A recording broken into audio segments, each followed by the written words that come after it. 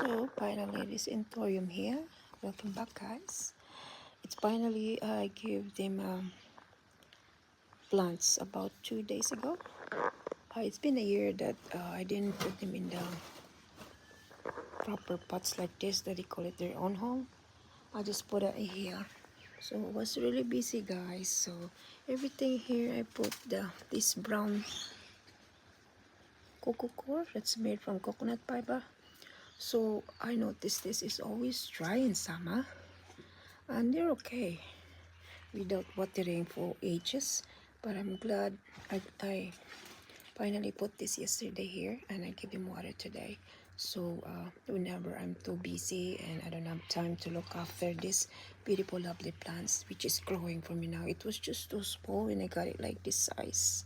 Now finally this one here, the mother plant that I take from mother, now she's the mother, then now the baby's here growing as well. And look, holy, see everything I put in this one, and thorium as well. She loved to go in the water. So this one I decided to put the coco coir fiber with the water in it, so it's even more good. So it take forever to dry because the coco coir is staying moist, which is this plant love moist. This one.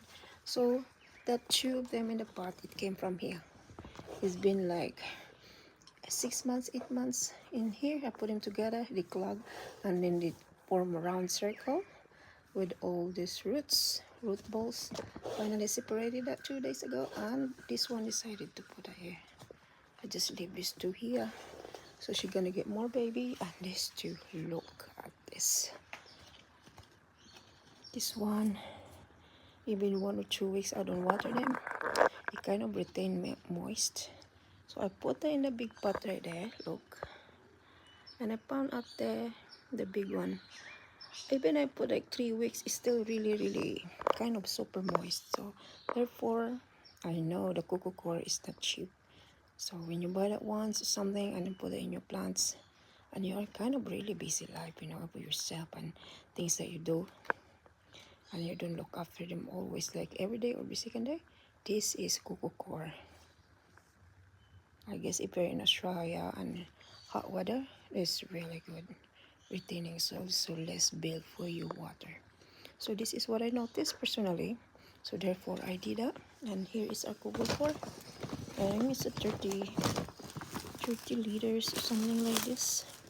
See, this is how it look like, and here it is now. I'm happy they are here.